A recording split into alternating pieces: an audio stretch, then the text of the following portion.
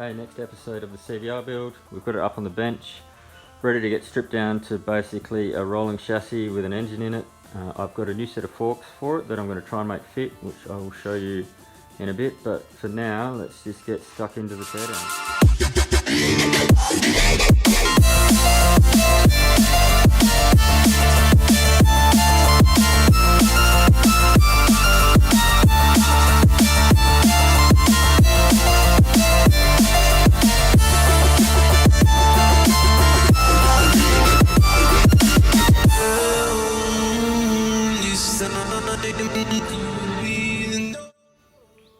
Okay, so the front end's out of it. It's definitely had a decent front end whack. Like you can see the radiator's been punched in there, but the frame all seems straight, which is all I'm really worried about. There's the forks that have come out of it. You see how bent that front axle is, and that lower triple clamp's got a pretty decent twist in it. You can see the bottom right there how it's pointed down. But then these are the new forks that I've got for it.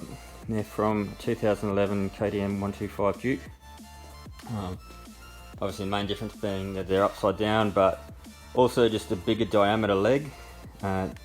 These aren't adjustable at the moment, but I know you can buy adjustable cartridges for them if I need to.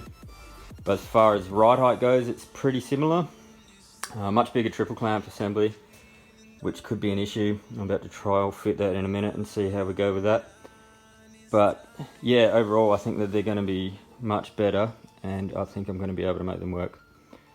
So I'll check back in a minute when I've got them mocked up in the frame. The forks are in.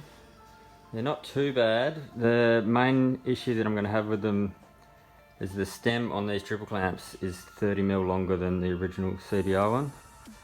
I've got a couple ideas on how I can fix that. The stem on this clamp presses out.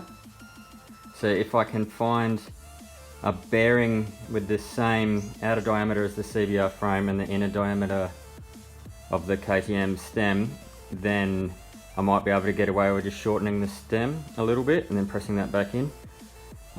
If I have no luck with the bearings, another option is I'll machine up some cups that weld into the frame that will basically extend the frame 15mm top and bottom, that are wider, that will accept the KTM bearings.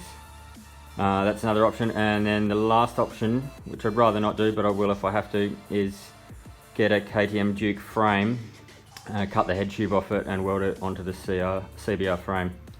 I know that works because that's what I did on the TS185 to get the KTM 450 forks to fit onto that. That whole head tube there is off a KTM 450 frame. I just cut off and welded to the TS frame. So I know that works. It's quite a bit of work to do that, but if that's what I have to do, that's what I have to do. So anyway, we'll go research now and see what bearings we can find, and if we have no luck with that, we'll get on to some other solutions. But I'll get back to you next video with what I've ended up doing.